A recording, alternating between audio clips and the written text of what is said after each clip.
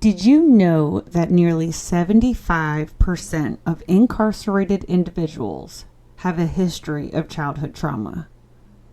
Now, just imagine spending 25 years trapped in that cycle, lost, broken, and believing that there is no way out. That was Shaun McClure's reality. From the age of 14, he was in and out of the justice system, caught in a pattern he didn't know how to escape. But what if I told you that today he's not only free, he's thriving? He rewrote his story, became a mental health advocate, and now leads a movement to help others break the cycle. How did he do it? And more importantly, how can you take control of your own story? Stay with me because this episode is about to change the way you see resilience and redemption.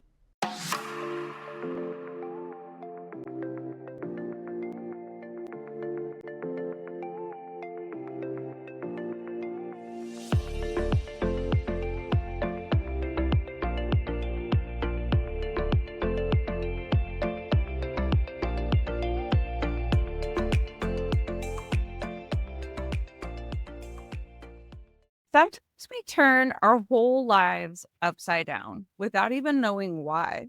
And sometimes it takes us to hit rock bottom to be able to turn it around. I'm Tiffany, your host, True Crime Connections, and this week joining me is Shaun McClure. Shaun knows all about turning your life around. So, Shaun, I want to say Yes. welcome and thank you for being here.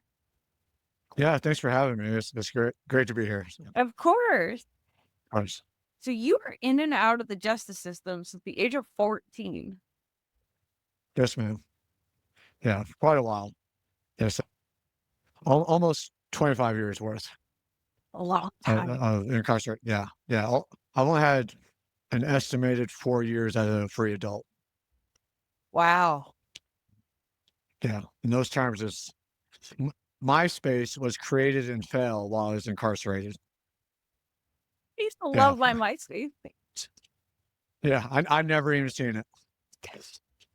My Yeah, good. I mean, this has to give you a whole new appreciation for life, though.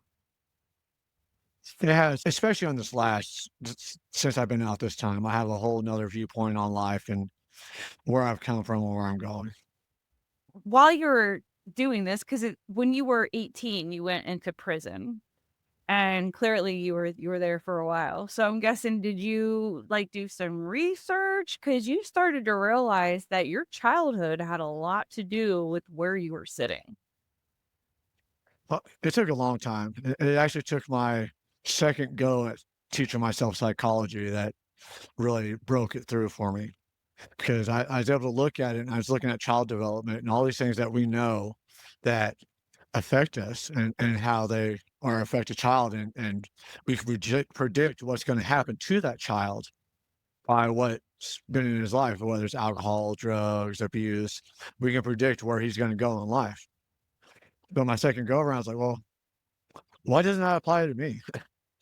You know, because I had all my most of my adult life, I thought I had the average childhood life, and honest, in that it didn't affect me at all. I didn't think my childhood had any effect on who I was or what I'd been doing.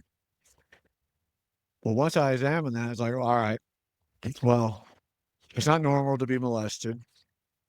It's not normal to see your first murder at 12. My mother's attacker. We left one abusive boyfriend in California and ran to Arizona, and then the man that she had ran with abused her one night to the point where when I came out there, he had her choking her on the ground. And he was trying to kill her, and I ran out there and yelled at him, and he came after me. And long story short, she got the gun and killed him. And then it just went on from being bullied mostly. It was just so incessant. I was a social pariah, and all I do is fight. And when I say fight, I would never start it. I didn't have any way of coming up with a comeback. I was not witty. So I just ball it up, and wait till he pushed me a few times, and then I just let loose and all hell would break loose. And that's how at 14, my first arrest was for beating up a 19-year-old man who was bullying me. I put him in the hospital. He pushed me, attacked me, and it wasn't about skill, it was about not losing, about not letting that person have the upper hand on me. And I just go to town. I hurt him pretty bad, but I was only 14 and he was 19. I went to jail for that one.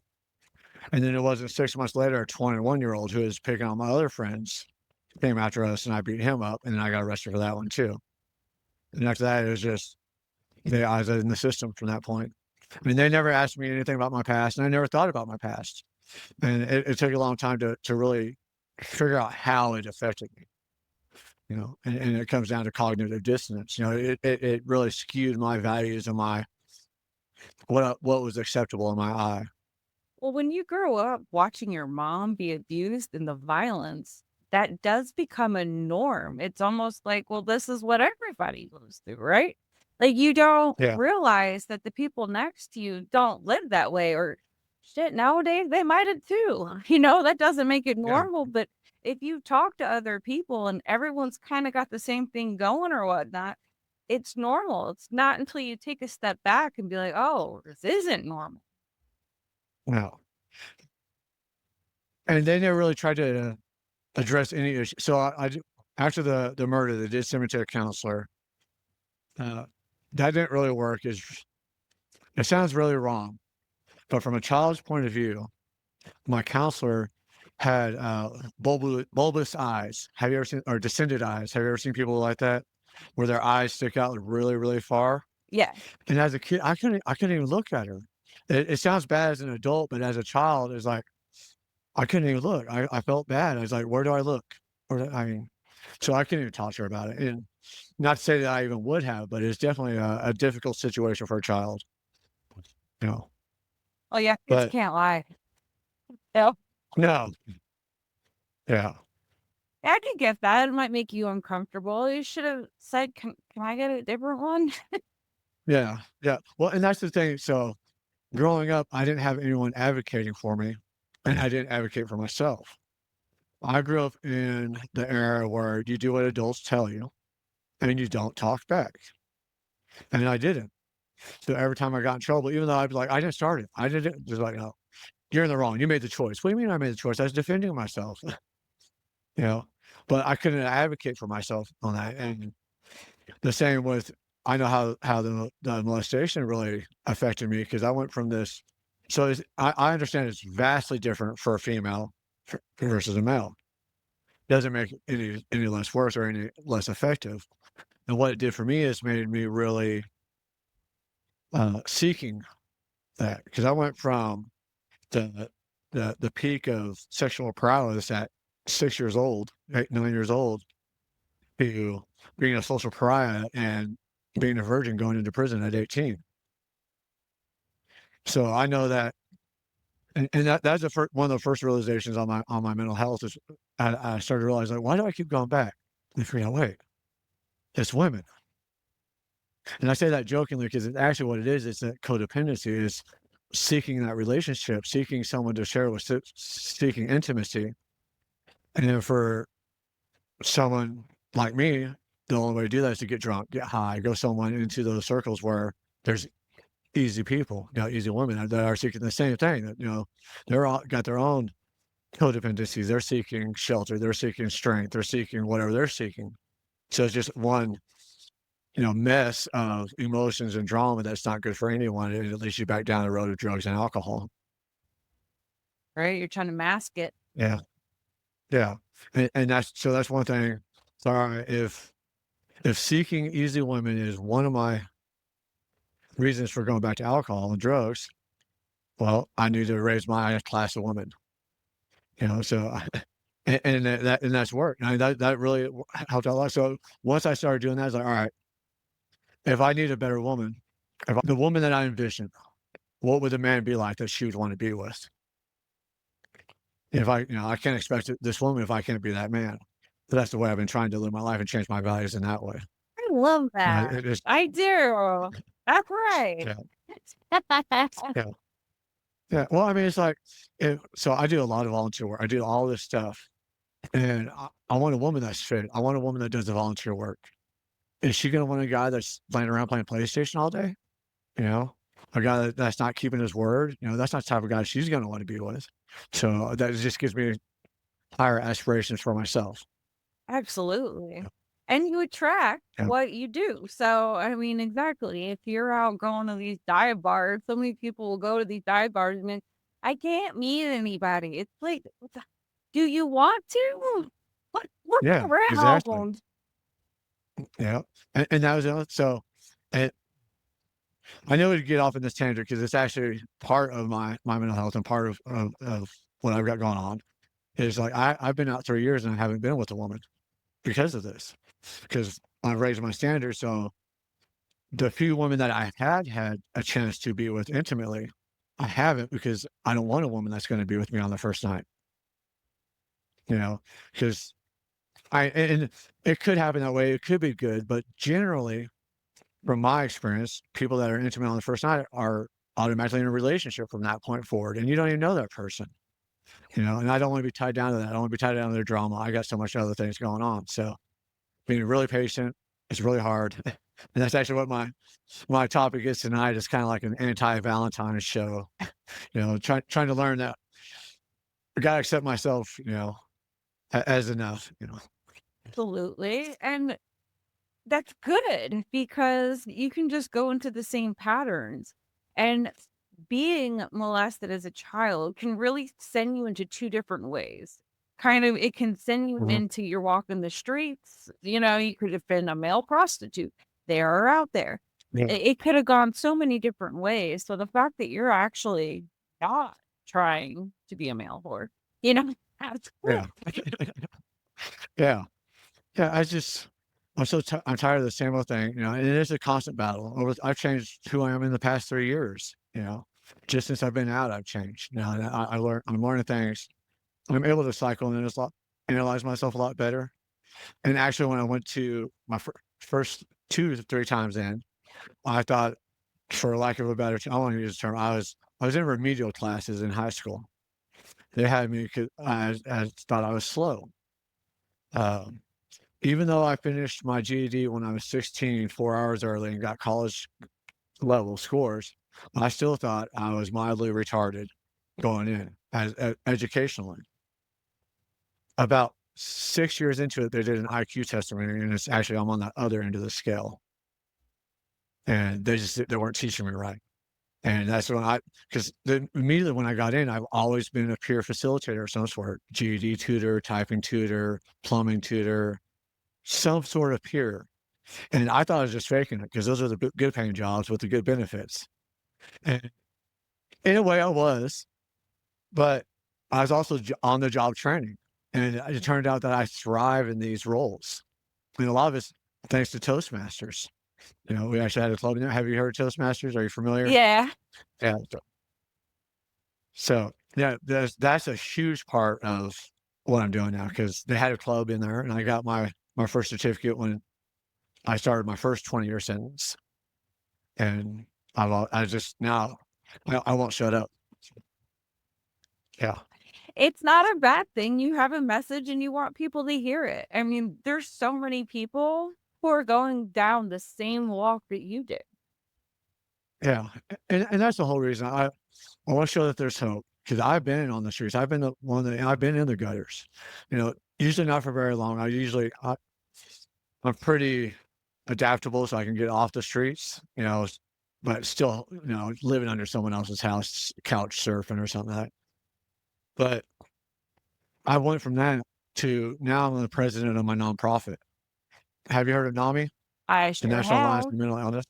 Yeah, so I'm the president of my local affiliate in Payson, where I did my first podcast, and I also teach an art class once a month called Creative Expressions. Congratulations. That's exciting. Yeah, yeah, it is. I marvel at everything I'm doing all the time, and it's people have to believe in themselves. People are willing to help you out if you're willing to put in the work. And that's what it's about grinding. My radio show, I'm not getting paid for it. It's about the message and it's about grinding. It's about getting better at what I'm doing. It's about getting the message out there. Of and course. I'm loving every minute of it. Your stigma shift. Yes, ma'am. Yeah, and that's the show that's on tonight, Stigma Shit. I love it. So, and that's the other thing about the show is I'm learning my tone, learning my voice, learning where my message, how to key it all together and make it attractive to people, you know? And it's a really fun journey. And Nami's helped me out a whole lot. You know, Good. one of the things, I don't know if you're familiar with Payson. Payson is like where everyone in Arizona comes to vacation. It's the mountains, it's cool, there's hiking all over, there's trails, not a lot of natural beauty. And one of the things that we're doing at Nami Payson is we're creating support on the trails. And we're actually taking a mental health support group and we're going to go hiking. And yeah, it's going to be fun. I'm excited for that journey. Oh, that should be great. Yeah. And then of course my son's a part of it all. My mother has my son. He's just turned 9. He does little Spartan races with me. Physical fitness has been a big part of my journey. You know, I got my wildland firefighter red card while I was inside, and ever since then I've just kind of been on this whole fitness.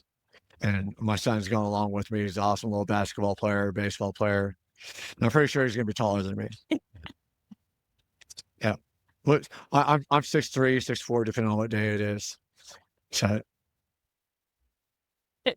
That's funny, depending on what day it yeah. Yes. is.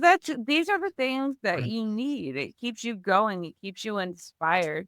Same thing like with my podcast, I've learned so much about myself that I Mhm. don't know if I ever would have learned without doing this. That's a great, yeah, you got to. You have to be able to absorb it and use it again. Share that knowledge. That's what's great about this world of technology that we live in. You know? Yeah, you don't have to be an Mhm. expert, like, you don't have to have a master's degree or anything, you just have to have life experience. Yeah, well, and hard work. You got to put it in. That's it too. So what really gave me the the awareness that I could do whatever I wanted was the last time I was out. So I did 14 years in Oklahoma for stealing cars, and during that time I was on a prison farm. I was on a cowboy crew. It is straight like Yellowstone. It is. We rounded up cattle on horseback, smuggled in contraband on horseback. It was not good because I was not good at that time, but it was a blast. But I learned some really good skills. I always tell people I grew up on the white trash side of country. All my families are cotton pickers and potato farmers out in California. And it wasn't until prison when I went to school for horticulture and I started this greenhouse, a huge culinary greenhouse for the farm. But my buddy got me on a horse and they could never get me back off. And so for 3 years, I'm running these cattle. We're roping them, doctoring them, doing all this. When I get out, and I'm working for a trail ride outfit, and they fire me because they heard I want to start my own business. That's not really related to theirs. It's just related to horses, so they fired me. So, all right, well, I'll start my own business just like yours then. And within 4 months, I had 40 acres, 7 horses, a horse truck, 2 trailers, 7 goats, and I started out with a truck of $400. And it is on the Oak Creek River outside of Sedona, and I was taking tourists on trail rides. And that really made me realize it's like people are willing. People have money. There's people, not everyone's broke. There's people that have money that want to invest it. And if you're willing to put in the work and do stuff that's right, they're going to help you out. And that's how it was with me. They're all willing to join in. And I had no experience. I'd only been working with horses for a few years. I was a natural, but only a few years. And so this time, right before I got out, I was like, look, I'm going to do things. And my buddy kept on, Hollywood would call me, he's like, how you know you're going to do this stuff? He says, because I'm just going to go do it. So if people are going to, they'll flock to it. They will embrace me as long as I'm doing right and I'm honest and I'm sure about what I do. And that, I've got pictures with Paul Pizzone. He's the last sheriff of Arizona. And they've got, Katie Hobbs, Governor Katie Hobbs. I've met her, got to give her a certificate. And I've gone from the gutter to what I'm doing now. And I have no experience. I've been in prison my whole life. How could I have any experience? Even at work, I'm the maintenance manager. how much of an education can I have? I did some stuff in there. I did a lot of stuff in there, but it's just the ability to try new things, the ability to learn, and the ability to grind. You know, like today's going to be like yeah. I started at 4:30 this morning. I'll be done at 10:30 tonight. The long Yeah, day.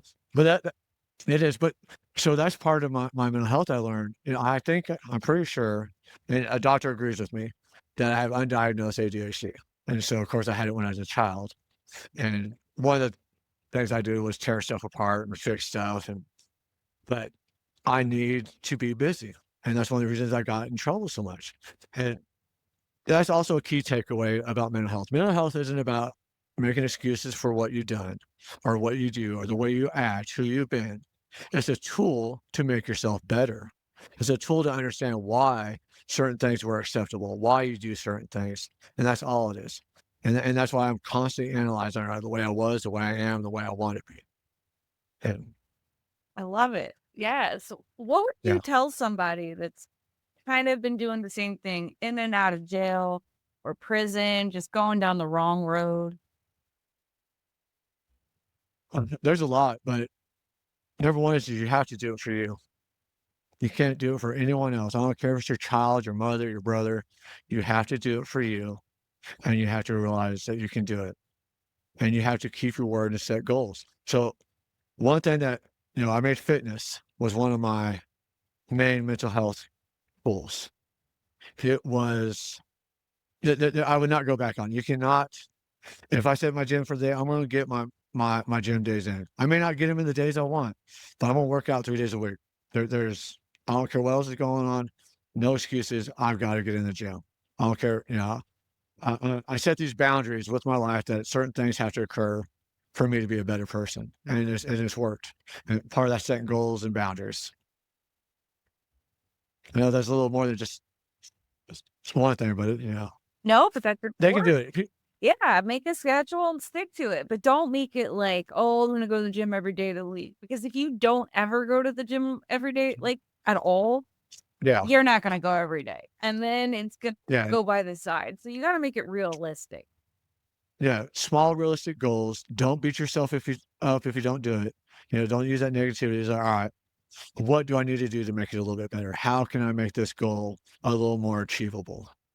You know, And that's and just stick with it. And the same with jobs. If like I said, I used to be the person I say I could fake it till I made it. I thought I was what's that show? Catch Me If You Can, Leonardo DiCaprio. And Yes, I thought I could be that guy. I've literally done stuff like that, not to that level, but I would just fake it and like I learned as I went along. I learned a whole new tactic. I tell people I don't know nothing. I'll figure it out.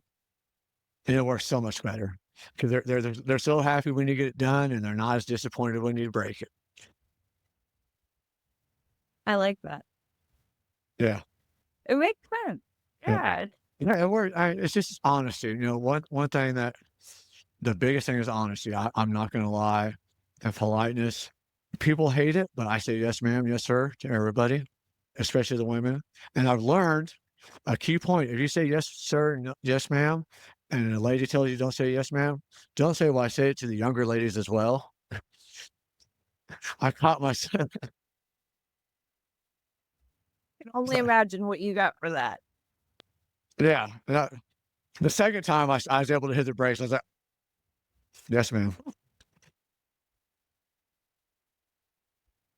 Oh my God. Yeah. I'm happy that you turned it around, and I hope you stay on the straight and narrow. Do not go back. No, ma'am. If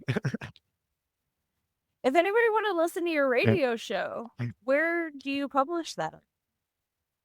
So it's live in Payson on 96.3 KRM FM, or you can go to krmfm.com and stream it.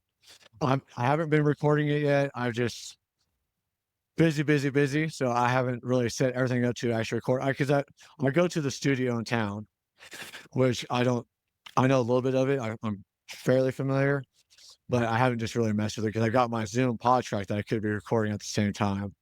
And I really need to get there. I just haven't yet. So now it's just live Thursdays at 8 o'clock Arizona time, which we don't change time zones, so you have to Google that. But I don't think you every guys Thursday at 8 p.m. participate with that. No, no, we're not for all that. That just doesn't make no sense. Us in Alaska. Actually, Tallahassee doesn't participate, which is weird because the rest of Florida does. But Really? yeah, we don't make any sense. Florida, nothing here makes any sense. No, I mean, really though, that's one of those states I really don't have a desire to go to, unless it's as a hopping off point to an island somewhere. No, Yeah, well, we're talking about yeah. getting rid of it as well, and I kind of wish we do because it's nonsense. I bet. I bet it's nice down there, right there, though. Oh, I mean, it's beautiful. I love it here, but yeah, Yeah. this is where all the crazy people come. Oh yeah, yeah. Well, see, I'm in a very rural community. I mean, 6 stoplights I think we have, Problem. but yeah, and it's a real small town. It's up in the mountains. We get snow. We have elk running through the yard. Really large elk will come through. I was just watching a coyote a little while ago, a javelina, but yeah, it's really, really beautiful here. This is where I don't know if you ever heard of Zane Grey, the author. He's a Western author. He used to live here. Everything's Bigfoot. That's why, my Cubs got the Bigfoot, Sasquatch. We gotta cater to the tourists to help us survive. But it's very beautiful here. We got waterfalls and lots of hiking. Very cool. I've been there And once. I was in a Little Rock. oh, really? In Payson or in Arizona? Oh, Arizona. Oh, Arizona. Okay. Yeah. Yeah. Yeah. And Payson's really cool because this town's really, really embraced me.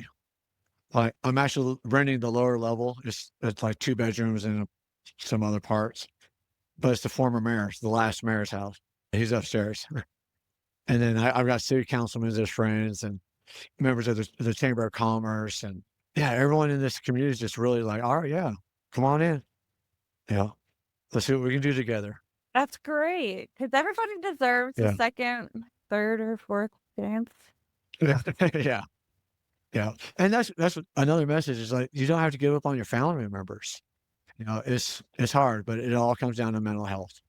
Get them to understand about their mental health and, things can change. Absolutely. Absolutely. Was there anything else you wanted to add?